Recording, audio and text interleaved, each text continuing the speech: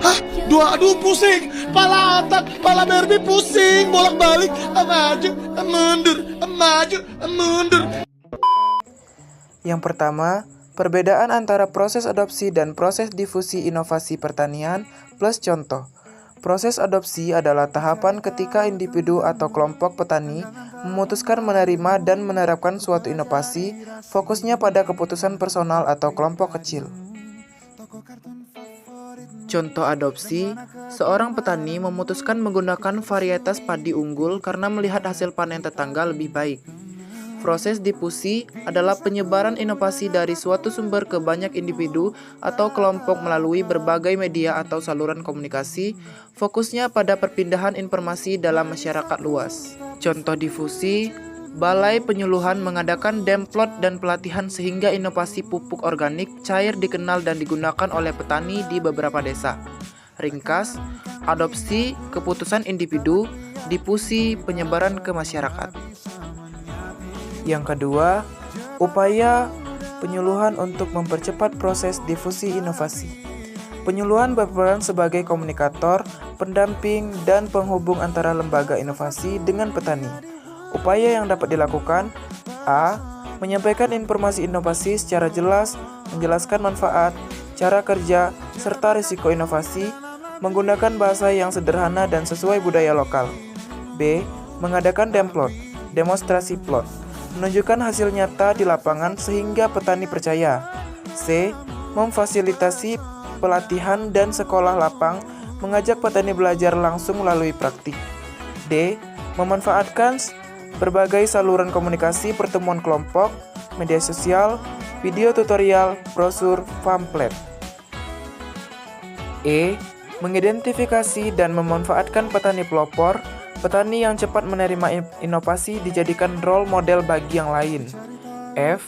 Mendorong pertukaran pengetahuan antar petani, diskusi kelompok tani, studi banding, kunjungan antar desa. G. Melakukan pendampingan secara berkelanjutan, membantu petani pada tahap uji coba hingga evaluasi penerapan inovasi. Yang ketiga, mengapa disebut penyuluhan partisipatif plus karakteristik dan penjelasan. Mengapa disebut partisipatif? Karena petani dilibatkan secara aktif dalam seluruh proses penyuluhan, mulai dari identifikasi, masalah, perencanaan, pelaksanaan tindakan, hingga evaluasi. Penyuluhan bukan sebagai pemberi instruksi, tetapi sebagai fasilitator. Karakteristik penyuluhan partisipatif: 1. Berpusat pada petani. Petani menentukan kebutuhan, masalah, dan tujuan penyuluhan. Yang kedua, penyuluhan sebagai fasilitator. Penyuluhan membantu diskusi, bukan mendominasi keputusan. Yang ketiga, keputusan diambil bersama. Solusi dan rencana tindakan disusun melalui musyawarah. Yang keempat, berbasis pengalaman petani. Pengetahuan lokal dihargai dan dikombinasikan dengan ilmu modern. Yang kelima, belajar melalui praktik. Kegiatan dilakukan dengan metode seperti demplot partisipatif, sekolah lapang, dan eksperimen petani. Yang keenam, ada proses umpan balik. Evaluasi dilakukan bersama untuk memperbaiki program. Aspek laku atau latihan dan kunjungan. Pendekatan partisipatif, tujuan mentransfer teknologi dari atas ke bawah atau top down. Meningkatkan pengetahuan dan keterampilan petani sesuai standar pemerintah, memberdayakan petani agar mampu menganalisis masalah dan mengambil keputusan sendiri. Sasaran petani kooperator atau contact farmers sebagai penghubung ke petani lain. Seluruh anggota kelompok tani secara merata dan setara. Organisasi terstruktur, hierarkis, jadwal kunjungan rutin oleh penyuluh setiap 2 minggu. Fleksibel, disesuaikan dengan kebutuhan dan kondisi petani.